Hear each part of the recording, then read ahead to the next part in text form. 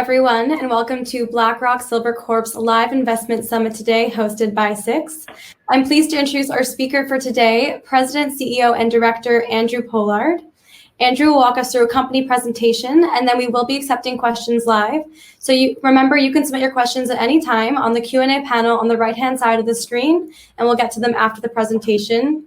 And as always, this event is being recorded and will be available afterwards to watch on Six.com. So without any further ado, I'll hand it over to you, Andrew. Thank you very much, Dasha. It's great to be here with all of you. It looked like there's a lot of new names on the registry here. So I'm very excited to introduce the story to hopefully some new potential investors. But for those current investors, I'm very excited to also give you an update on your company. This is the first presentation I think we've given since we went through with our name change. Many of you have been holding us since we were Blackrock Gold Corp, and man, how times change. So certainly I'm going to be talking a lot about the future here because, you know, I'm not running a company for today or tomorrow. We're building something that in 6 months or a year from now, we're hoping to generate a significant premium on. And you know, I came into this story originally as an investor, not looking for a job. So my interests are aligned with you. I want to make money.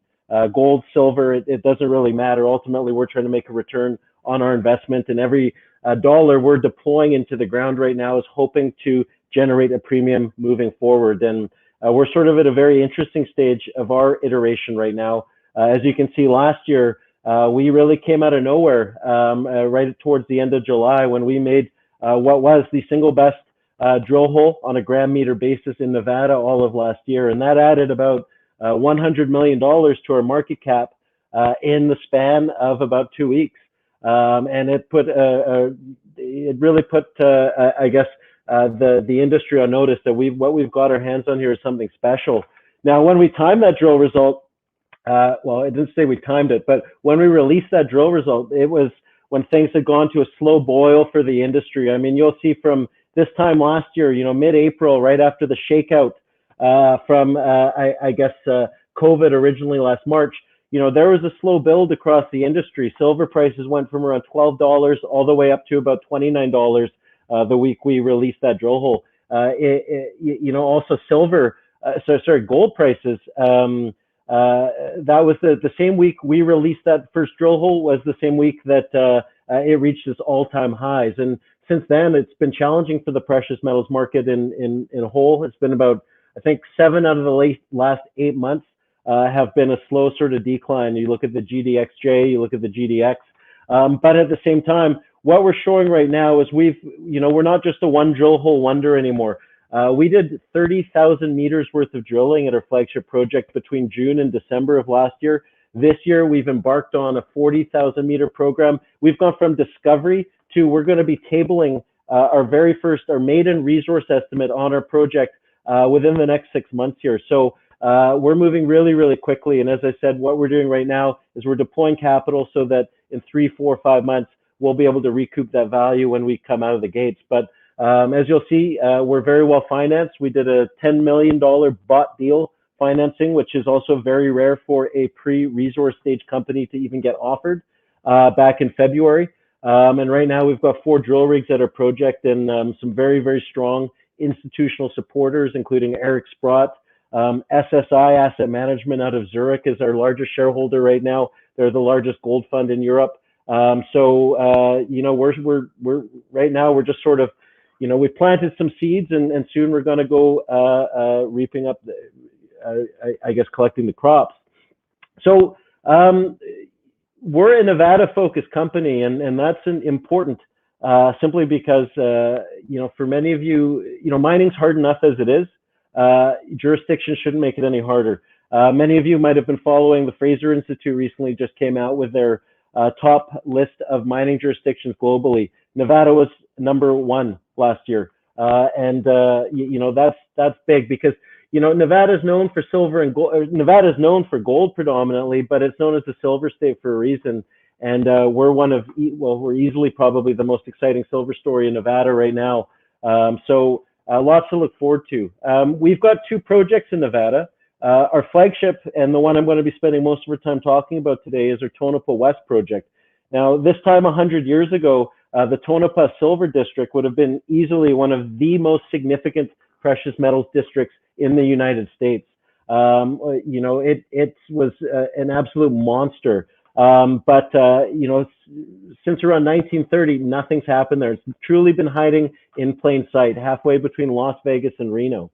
And what we're doing right now is we're showing new life to this historic district, yeah, putting one foot in front of the other as we push things forward. We also have another project in northern Nevada called Silver Cloud, and don't let the name fool you. That's actually a gold dominant project.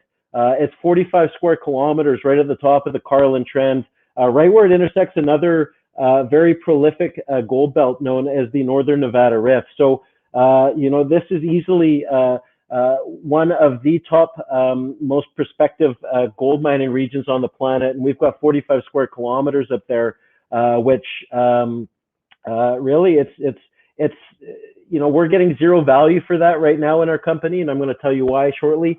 It represents a very, very significant poker piece we have to play with moving forward, and I think there's a lot of upside there for investors. So the Tonopah Silver District, you know, this is the second largest silver district in the state of Nevada. Nevada, you know, as I said, is known as the Silver State for a reason.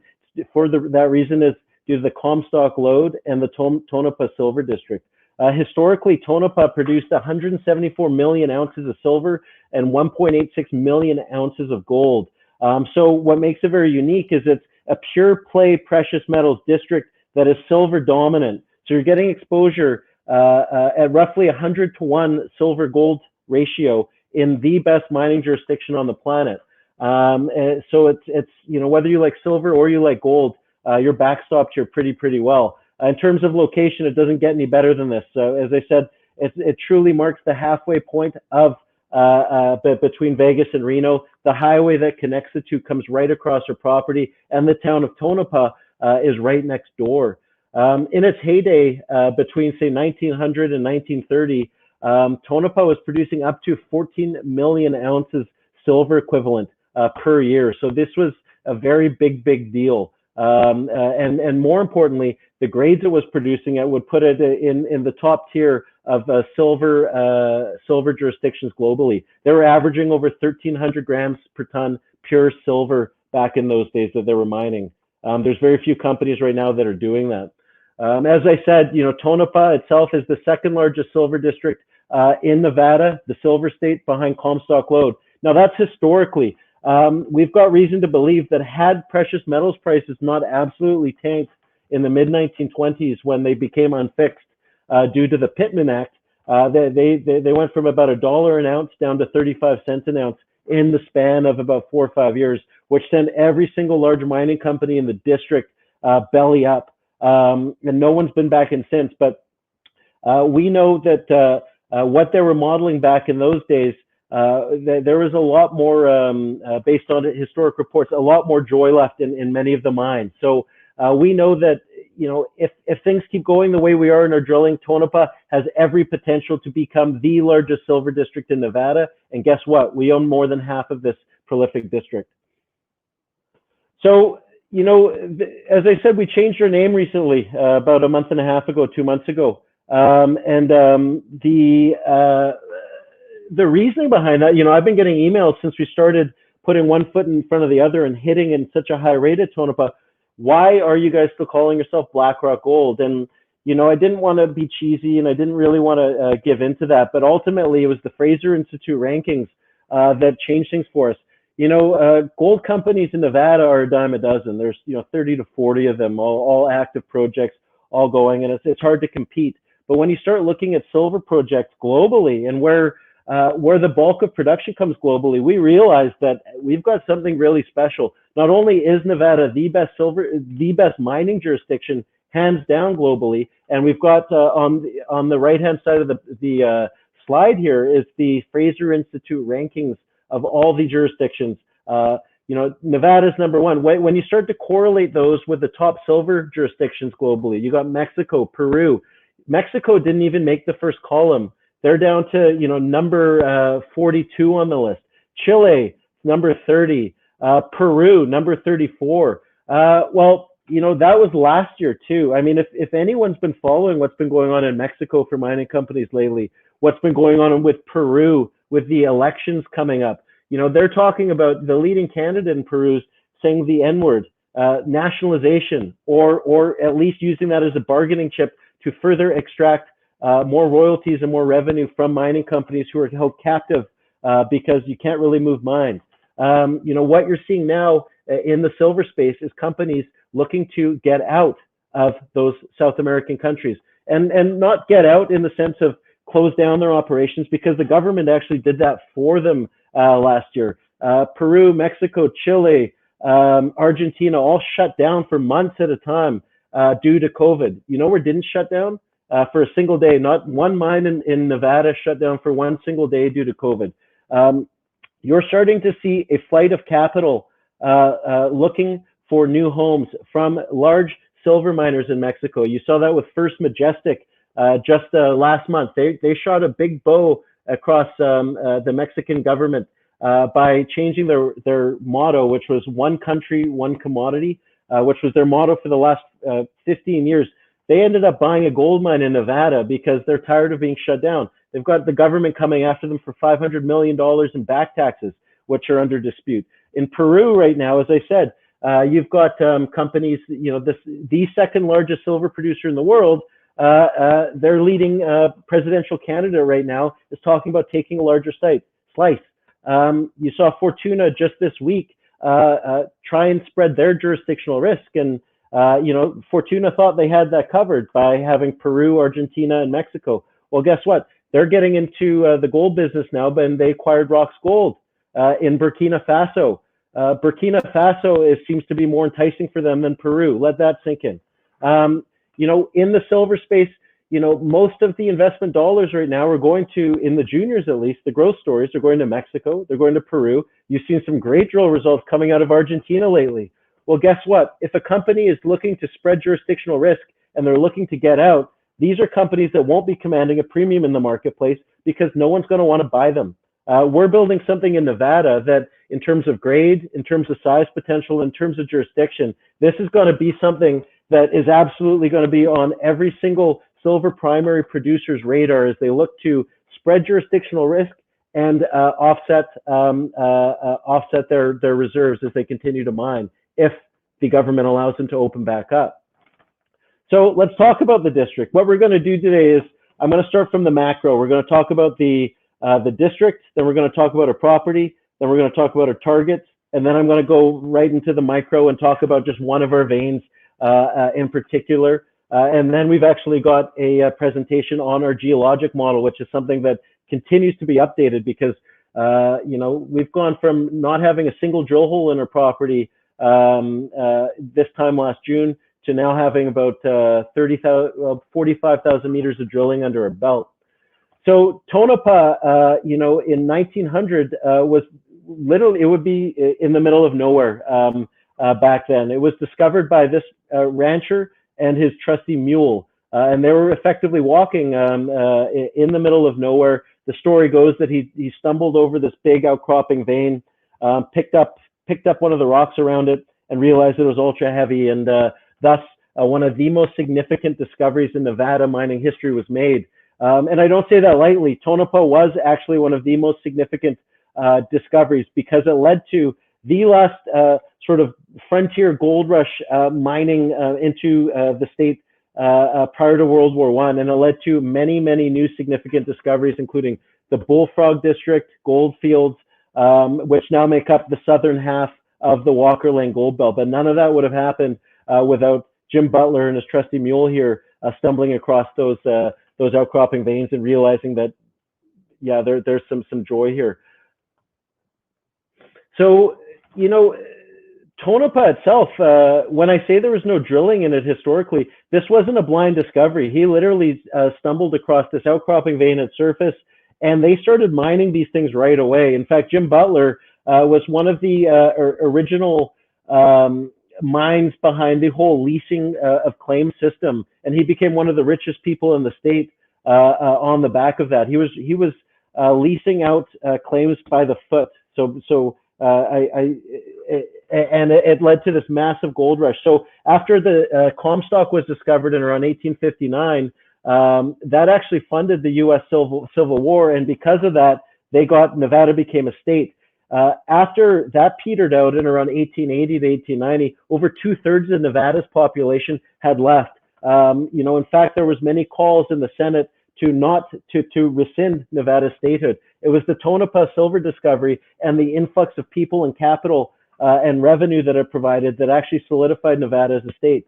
Effectively, what happened back then was in 1900, the discovery was made. You'll see it was a hockey stick chart graph up in terms of production. They did not drill back then. They just mined these big veins outcropping at surface. They followed them along strike. And Tonopah itself is an east-west trending vein corridor. So the discovery was made on the east side of town, which is where Tonopah is currently, the town of Tonopah is.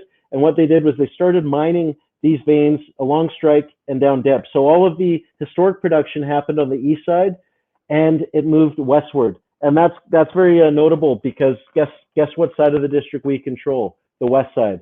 So what you'll see is it went all the way up to about 14 million silver equivalent ounces per year in terms of production. And then right around World War I, fell off a cliff. Now, the real nail in the coffin for the district itself was in 1923 when silver prices tanked. They went from $1 an ounce down to about 35 cents an ounce, which represented in 1930, right as the Great Depression emerged.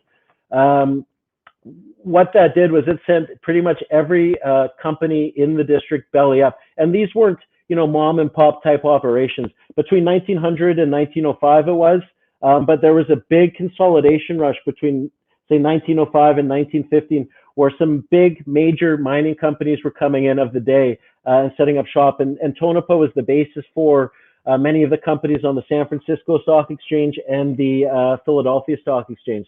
All these companies took out significant debt. They had big teams. And ultimately, when metals prices took an unforeseen nosedive, it sent all of them into receivership.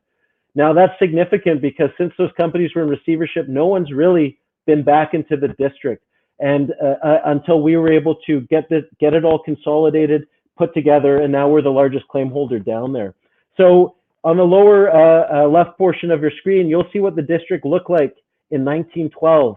That map there, all the different colors of that claim map of the Tonopah Silver District represent different producing companies. Guess what? If you cut that map in half, we control all of the western half of that now. And what that looks like is this is what our claim block looks like now on the larger picture on your screen.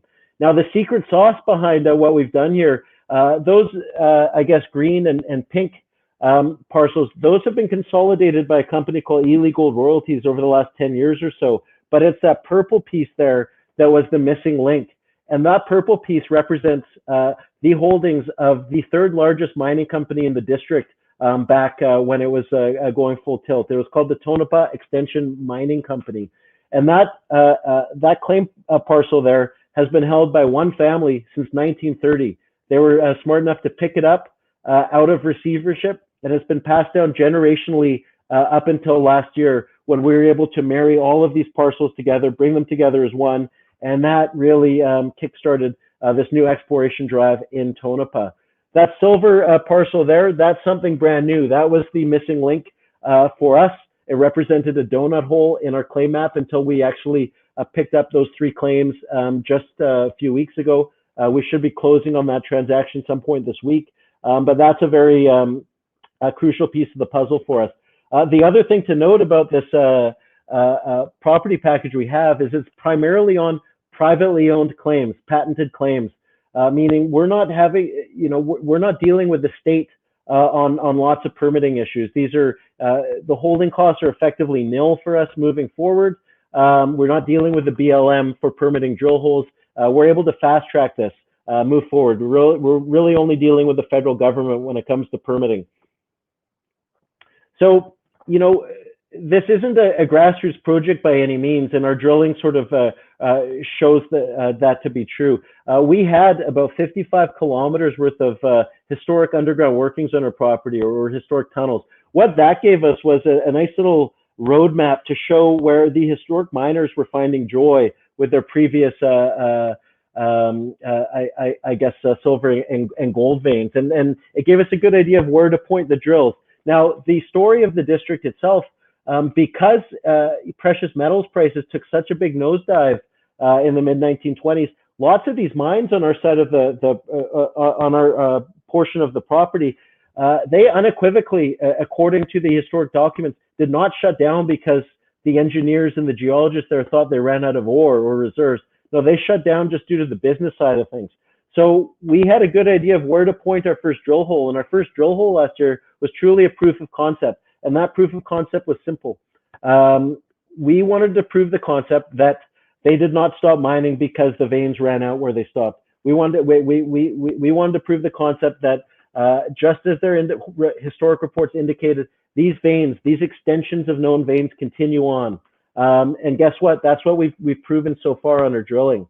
Now, you know, aside from being a great state to operate in, and aside from, you know, comparing it to the rest of the silver space, you know, just from a jurisdictional point of view, you know, we're not in the middle of nowhere. You know, we're not using helicopter-assisted drilling. We're literally right next to one of the most significant towns in the Walker Lane district. We're about 40 kilometers away from Kinross's Round Mountain mine. The town of Tonopah is literally right next door to where we're drilling, which is good because most of our portion of the project has no development on top of it, meaning we've got free range pretty much everywhere we're going, whereas the eastern half actually has hotels and towns and houses and stuff on top of it. So, you know, we've got not only, you know, rule of law, no cartels, you know, the only security in Tonopah is at the casinos.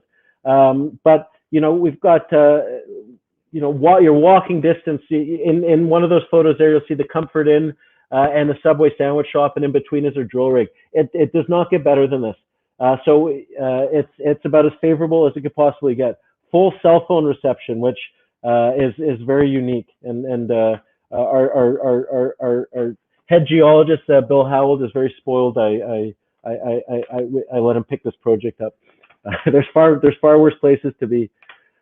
So this is what our project looks like when we delineate it down into just individual target areas. What we've shown on our initial drilling is that you know, there's mineralization all over this property. This is a wildly active geologic area, and it's got thick veins, and they're ultra high grade. So last year, as I said, we completed 30,000 meters of drilling on our maiden round of go there. We only intended to do 7,500 meters originally when we got going, but we were hitting at such a high rate that investment dollars kept coming in, and we kept deploying that capital, and that's leading us up to this year, which is where the rubber's really going to hit the road for us. If last year was about making discoveries, this year is about showing the market just how big and high grade these things can possibly be, and that's I think it's going to be a wild next few months for us in that regard, because we've been putting our head down, we've been deploying capital, we've got 4 drill rigs active in this small area, and it's only about 5.5 kilometers squared. But once again, at the rate we're hitting, you know, the tonnage is going to start to pile up pretty quickly. So our mission this year, you know, we've got 40,000 meters of drilling, and we are going to have one key deliverable, and that's going to be delivering a maiden resource estimate on just one target area, which is called the DPB mine. Well, it's the DPB target. It was the last operating mine in the district when things went belly up. And that now represents 7 different veins we've hit in this one area. And that's the central part of your screen. I'll show you where we are. So the DPB area is right here. Yeah, we've now hit 7 veins in this area. Originally, we were only talking about 4. Now that's going to be, so right now we've got 2 drill rigs focused on infilling these known veins. We've got on one of them up to about a kilometer and a half worth of strike. But the best part is that we're doing drilling throughout the rest of the property too. So not only are we going to backstop our valuation and give us something that analysts can rate us on an ounces in the ground basis within the next 6 months, but we'll have upside drilling too, focused on 2 other target areas. Well, One is continuing to step out across all these known veins and test new targets, and the other is at our Victor area, which is where we hit that wonderful hole 1. So this is the result of our maiden drill program last year. We started with proof of concept drilling. That proof of concept, as I said, was testing to see if the historic records were correct, and there was additional extension material on the veins. But obviously, too, we had to make sure that the veins really were where we thought they were. We've got over 40 significant intercepts from that first round of drilling, ranging from 1 meter to 29 meters in thickness. And we're using a cutoff grade of around 200 grams per ton silver equivalent. We've hit gold up to 26 grams per ton pure gold. We've hit silver over 2 kilos. We've got, I believe, over a dozen drill holes that have encountered plus 1 kilogram per ton silver equivalent in our drilling. So, it's been, as maiden rounds of drilling go, what we've accomplished here is really impressive, I guess, in the grand scheme of things. Now, when you unbusy that photo and you actually look at what we're drilling into, as I said, we've got 10 different veins we've hit along the way. This is significant. These veins range from 400 meters in strike, which we've now delineated. Oh, all of them remain open, by the way, but the smallest vein we've now encountered is 400 meters in strike, up to 1.5 kilometers in strike. As I said, the thickness tends to range from a meter up to 29 meters. So, this is things can start piling up here very quickly, especially when you look at the grades that we're encountering. This truly has the potential to be one of the top 10 silver primary projects on the planet. From I guess a macro perspective on the silver market, most of the silver companies out there with silver in the name aren't actually silver companies. They're polymetallic. The bulk of silver production globally comes from copper, lead, zinc mines, and silver just represents a small credit. Sometimes that credit may be slightly dominant, but it's generally mixed between a whole bunch of other commodities. So you're really not truly getting that leverage to silver. Well, guess what? Tonopah at 100-to-1 silver to gold ratio makes this a pure play precious metals district, but you're getting 100-to-1 silver gold ratio, meaning you get that silver exposure. Should things really, really go on a move here in the silver space, this is going to be one of the best jurisdictions on the planet to place your money, let alone the M&A premium we should start attracting as companies look to flee South America with their investment dollars. Once again, they're not shutting down their mines there, but when it comes to spending money on new acquisitions, they're not going to Argentina. I can assure you they're not going into Peru right now, and Mexico is going to be tough to find that money. They're going to be looking at places like this. So this is what's known as the Victor target, and Victor was the site of our very first drill hole. It's the one that added about $100 million to our market cap overnight, and this is the thickest vein in the district of the entire Tonopah Silver District. We had reason to believe that where they stopped mining it in around 1921, it was 24 meters thick. And the reason they stopped mining it was simply because as they mined it down all the way down to around 1880 feet, they kept it, they got below the water table. Water kept pouring in. They brought in electric water pumps, which, by today's standard, it's not a lot of water they're dealing with. But electricity wasn't all that reliable in the 1920s. So every time they turned it on, it would cause rolling blackouts and brownouts, which isn't what you want when you've got 100 people, nearly 2,000 feet underground. What they did was they took out a significant amount of debt, financed by a guy by the name of Charles Schwab, personally, who happened to be on the board of directors of the company at the time. And they sent away for heavy-duty diesel generators to be commissioned in Europe and some water pumps that would pump out the water. Now, the story goes that by the time the water pumps were delivered and the generators were delivered and shipped over, metals prices had tanked, and the debt that they used for that development sunk the company. Well, that gave us a pretty good indication. A company like that, with Charles Schwab on the board and also their largest shareholder, wouldn't be taking out all this debt had they thought that there was no joy left. So we've now proven over 480 meters worth of strike. We know that for a fact because our next door neighbor to us on the eastern portion of the district is a company called Suma Silver. As soon as we hit on our side, they set up a drill on their side, and they encountered plus kilogram per ton silver equivalent mineralization on their side, which would be the same vein projecting outward. We're also now testing, and we've got drill holes pending, which I'm expecting we should be releasing very shortly, to test the western extension of this, which was actually cut off by a big fault known as the Pittsburgh Monarch fault. If we connect on there, there's a big potential to add more strike and more ounces. But the big kahuna on the property is our DPB target. This is the target here, which we're going all in on delivering a maiden resource estimate on this year.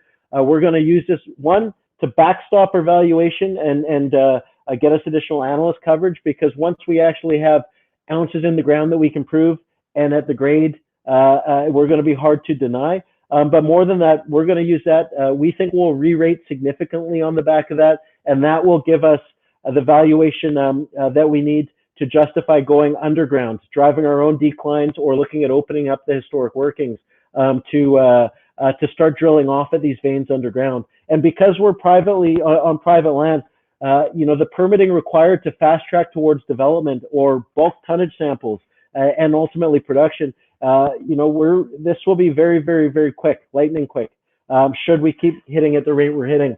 Now, as I said, it's hard to really see, get a sense of this target when you're just looking at this cross section. What I'm trying to impress upon you is that back then, they were mining 4 veins there that they knew about. As they didn't do any drilling back then, they could only mine the veins that they saw that were right in front of their eyes. We've now delineated 3 brand new veins in this target area, all with significant strike. And I'm just going to show you what this looks like from one vein perspective. This is DPB. So this is the Merton Vein, which was the 4th vein in that area that they were mining. This is our largest vein so far in that we've delineated. It's still open, but so far we've got mineralization over 1.5 kilometers. Now imagine we've got 7 other veins just like this that we're working on drilling every 50 meters for this infill program. And we're also still stepping out along strike as well. So there's huge size potential here. What I want to impress upon you is on any vein system like this, you're going to have ultra high grade chutes where you're making money hand over fist, and then you'll see some not barren zones, but lower grade zones as they get to more high grade chutes. So here on Merton, we've got 1.5 kilometers of mineralized strike delineated. You'll see you've got the lateral sort of high grade zone that falls within a certain elevation, but we also know that there's these chutes that go down at depth. So you look at 1.5 kilometers, and then you look at the vertical extent of the mineralization that we've got identified here. That's about 500 meters. Now, the other veins that we've delineated this area, the Paymaster veins, 1.2 kilometers so far. The Denver veins, about 1 kilometer. We've hit a new vein that we announced in our last release, which is a brand new discovery, which we call the 76. That's over 425 meters. This is where you make your money. This is where the tonnage builds up. And, the widths here, we're averaging well over 1.5 meters to 3 meters in this area across these sorts of grades. There's very few companies that can boast anything like this in terms of grade, in terms of size potential. And when you put the kicker in, which is the jurisdictional premium and the M&A premium that we get because we are a pure play silver district, I think we're going to be, it's hard for me to fathom a reality where we're around this time next year, just given how competitive the landscape is. In the interim, we're going to be trying to add as much value as we can, deploying capital, showing ounce potential, and certainly this resource estimate that we'll deliver this year is going to be the difference that makes a difference for us.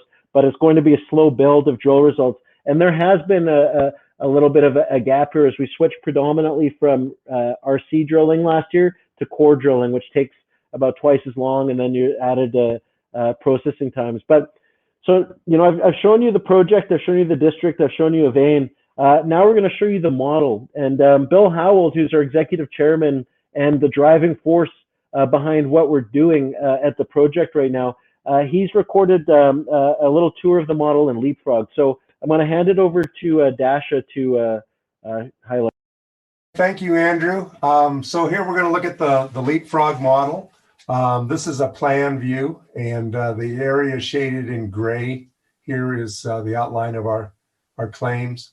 Recently, we picked up an area in the middle here that you've seen in the previous slides. And let's take a crack at the model here. So what I'd like to do is let's do a cross section through the middle of the property. And we'll look westward.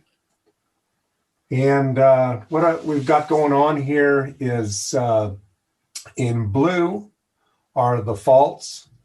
In red are the veins from the historic literature. So those are veins that we know. In purple are veins that we've identified recently in our drilling. And in green are veins that are starting to develop as more drill holes are put into the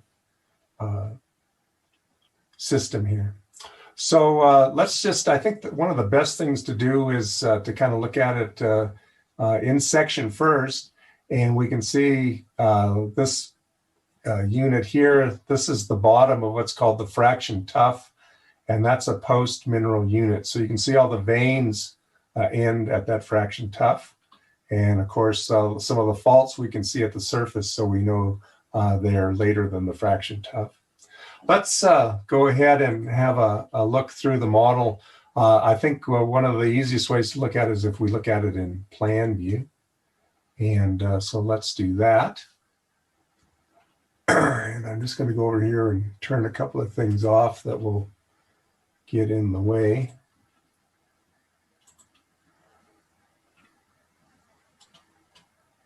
Okay, so there's our surface again and our claim outline. We're going to go just below the surface and look at this as if we're looking vertically at the down on the model. So over on this side of what's called the Pittsburgh Monarch Fault, this is the Pittsburgh Monarch Fault here. These are the historic workings of the Victor and the merger veins. This is one of the classic veins that have been talked about in the district. This is one of the flat rollover veins, and as you get towards the surface, that rolls over flat and becomes steeper as you go to the north. You can see there's a fault here. This is the extension fault. There's not much offset across the extension fault, and it looks a lot, at least the same orientation as what's called the 76 fault. So that thing also has very little offset as we move our way across. Over here, this is the Merton Vein. And just to give you a sense of scale, from this point here to the edge of the model over here, that's about 1.5 kilometers. So we've got quite a long distance on this vein. And obviously there's a more productive elevation to the vein, as we can see down here around 1,500 meter RL down to about 1,200 meter RL. That spot right there is running almost 300 grams of silver equivalent. So those are our known veins in red: the Denver, the Paymaster, the Bermuda, the Merton. This over here is the Merger, and underneath it is the Victor. The purple veins, again, this is the Mule Vein, the 76 vein, and this is a new vein that we're working on between the Pittsburgh Monarch Fault Zone and what's called the McCain Fault Zone. So let's just work our way down, and we can see some of the higher grade zones down in here. Start to see values approaching, this one in particular is almost 400 silver equivalent. And as we get over here at this elevation, what we can start to see is here's the Merger vein again, the Victor vein here in red, and then this new vein that we call the Cash Boy. And it's starting to put out things that are over 500, almost 600 grams of silver equivalent.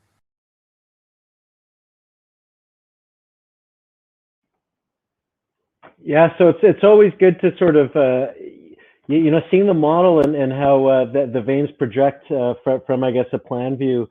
you see that the mineralization, just that we know about right now, goes all the way across the property, and it's still, we're barely even scratched the surface in terms to the western extent of our property package. As I said, the story of the district itself, the discoveries were made on the east side of town, and then all the production went westward. So, a lot of these veins, at the Denver, Paymaster, Bermuda, Merton, they were mining them, but they only got a certain portion of the way down. Everything to the west is still open there, and we keep stepping out, and we keep hitting. So, the size potential here is going to be really something quite new. Well, in the silver space, this is going to be one of the most significant discoveries of the past decade or so. And certainly when you look at it from a jurisdictional point of view, it's not Argentina, it's not Peru, it's not Mexico. This is Vegas, baby. With that, I'd certainly like to open it up to some questions here, and we can go from there. Great, thank you so much. Lots of questions here. So Andrew, it seems like there's a lot of drilling going on. When can we expect next essays? Yeah, so imminently, very, very soon.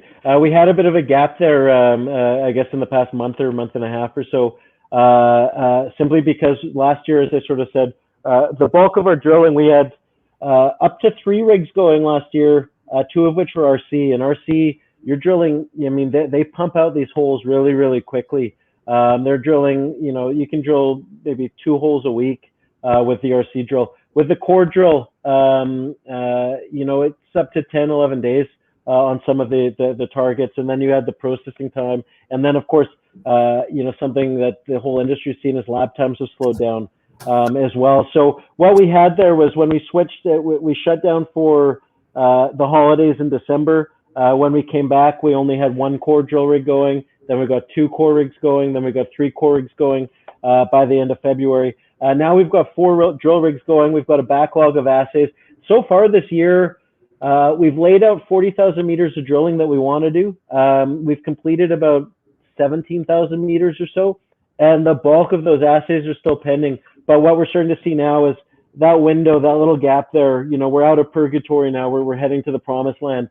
It'll be very regular here on in, and as soon as days, if not within a week, will be the next set. And from here on in, it's going to be a nice slow build as we work our way towards that one deliverable, which is the resource estimate.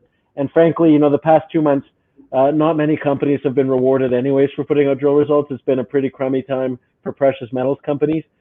So we're saving our powder for when it counts. And I'm thinking that May is going to be if the last 2 or 3 May and June and Julys are any indication, should be a nice time to start deploying some potentially high-grade results here. So soon is the answer. Soon, great. So David is asking, what is the status of the potential spin-out? Yeah, okay, that's a good question. So as I said, we've got another property in Nevada called Silver Cloud, and once we started hitting in Tonopah, anytime you've got 2 prospective projects, you're really only going to be getting fully valued on one of them, or the valuation is only going to be tied to one of them. And we knew that early on after we started hitting in Tonopah, that's now the flagship. And anything we do with Silver Cloud, unless we hit a major discovery, whether we miss or whether we hit, it's really not adding anything to our valuation. So we thought that the best way to unlock value for Silver Cloud would be to spin it out and dividend it to companies. And Silver Cloud, before we got Tonopah last year, was our flagship property. We had a market cap anywhere between $20 and $30 million just on this greenfield property up in northern Nevada, just on the prospectivity of it. And we were getting none of that for us. So we decided that we were going to do effectively a free kick at the can drill program at Silver Cloud because our targets were really, really good. We sent one of our RC drills from Tonopah as we were winding down for the holidays and sent it up to Silver Cloud to test these targets. And the main target it was testing up there was called the Northeast Veins target. And that's directly adjacent to Hecla Mining's Hollister gold mine, which about 5 years ago was the second highest gold mine, graded gold mine on the planet. I think they were producing at 34 gram per ton head grade. And those veins actually go right up to our property boundary. And on our side of the claim map, We've got a mercury mine there, which is the mother of all pathfinder elements for these vein-hosted low sulfidation deposits. But we actually had 8 veins outcropping at surface. Now, on this last program, the unfortunate thing was the drill we sent up there, based on our modeling, should have been sufficient to hit the rock, the targets within the right rock package. Unfortunately, the volcanics that we're trying to drill through actually tended to be a little deeper than we projected. So we ended up not really being able to hit that target the way we envisioned. Ultimately, what that means is that target with 8 veins outcropping at surface remains untested, which is actually, you know, it's good and bad. I would have loved to make a huge high-grade discovery there, but it means that, you know, it's still on the table. What we did generate on that drilling was something very interesting. We drilled 4 different target areas between 12 holes. One of those target areas hasn't seen any drilling since the 1980s when Newmont made a small discovery there. And we put a couple drill rigs in one area called Quiver, and we hit about it had to be about 15 meters or so of about 0.2 or 0.3 gram per ton gold equivalent. Now that wasn't going to move the needle for us, but what that does is it represents a lot of smoke because with these low sulfidation epithermals, you'll see a nice halo of mineralization if it's above the sort of boiling point, but it means we're still too high in the system. But that's a very interesting area because that area has a lot more in common from a structural architecture point of view as does Midas. So effectively what this does is it's given us a whole bunch of new data. The targets are as good as they've ever been. And this is 45 square kilometers in the most prospective gold mining region. And, you know, the targets are juicy. What we're looking at right now is we have to update our technical report to proceed with the spin out. And that's something we're looking at doing. But also, you know, this is a project that was formerly, it had a discovery made on it by Teck. It had a discovery made on it by Placer Dome, under which Bill Howald hit 12 meters of 5.5 grams per ton. And it had a discovery on it by Newmont. But all those discoveries were made at the wrong time.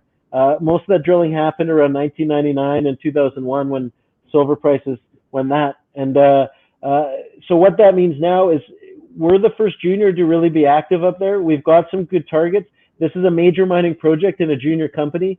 And it's generated, even though the market would have liked more from those drill results, it's generated significant interest from a corporate development point of view. So we're looking at a bunch of scenarios. The spin out is one of them. The question is for companies that might potentially want to make an investment in us or ultimately take us out, are we worth more from their eyes with this project in there, or would it make sense to spin it out still? And that's something we're evaluating. So there's lots of interest from an M&A perspective on it. It's a poker chip. We have to play if we can sell it for cash or keep a royalty or enter into any sort of joint venture where it can see the budget and work it deserves, then we'd love to maintain that. But ultimately, Blackrock Silver, as we are now, we're focused pretty much 100% on Tonopah. We're not going to be going on any expensive treasure hunts up there, despite the potential bounty that area has to offer. So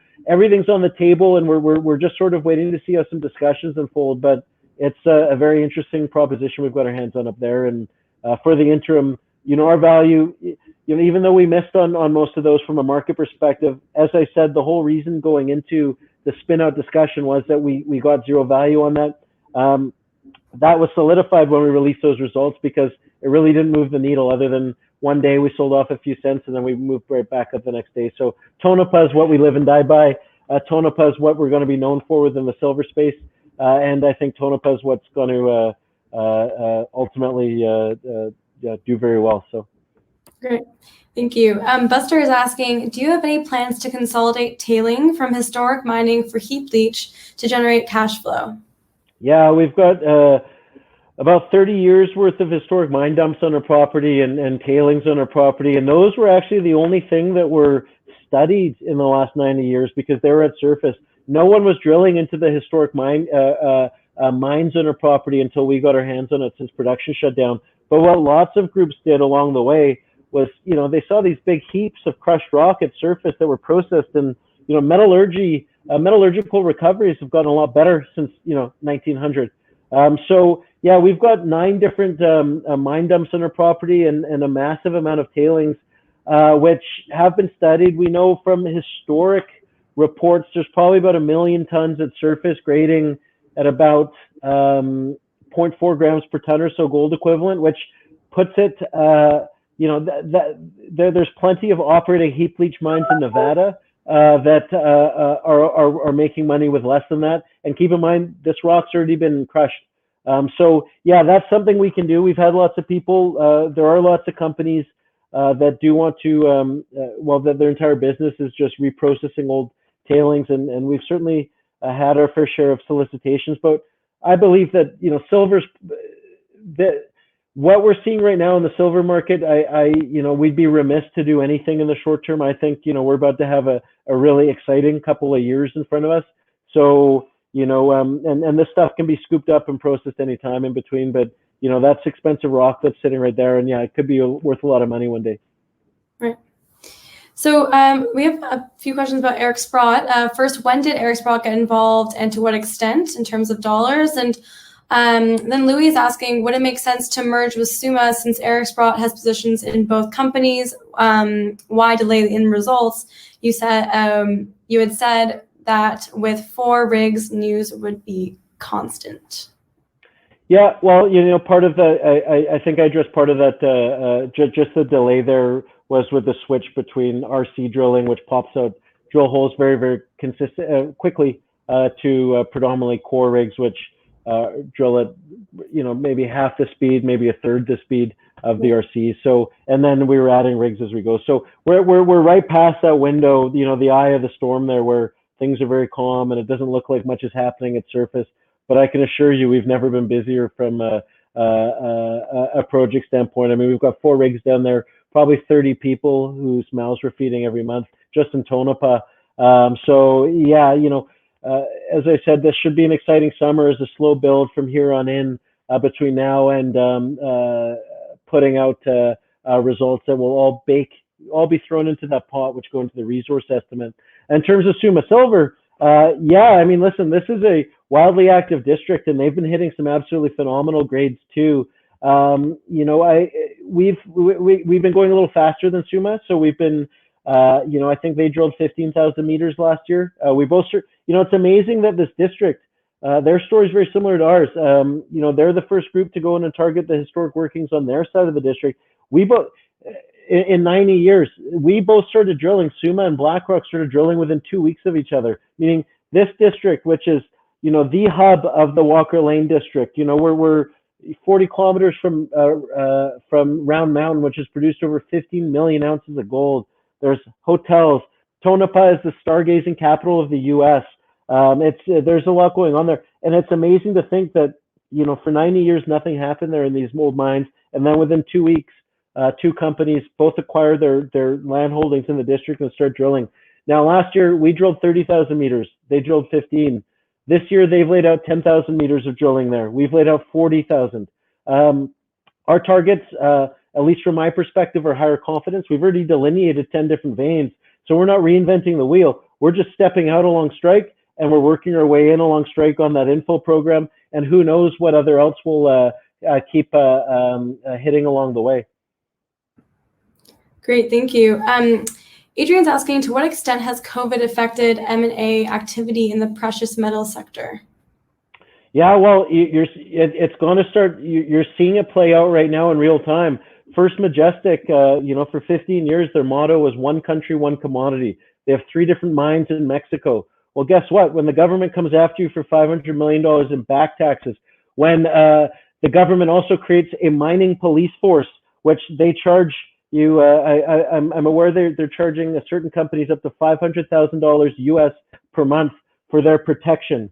That sounds like racketeering to me. That's like, what the mafia used to do in Brooklyn, nice pizza shop you got there, be a shame if something happened to it.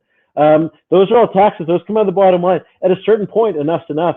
With COVID in Mexico, with COVID in Peru, with COVID in Argentina, with COVID in Chile, all those places got shut down. Didn't shut down in Nevada. So you're seeing in real time, Fortuna Silver, they're Peru, Argentina, Chile, or Mexico, sorry.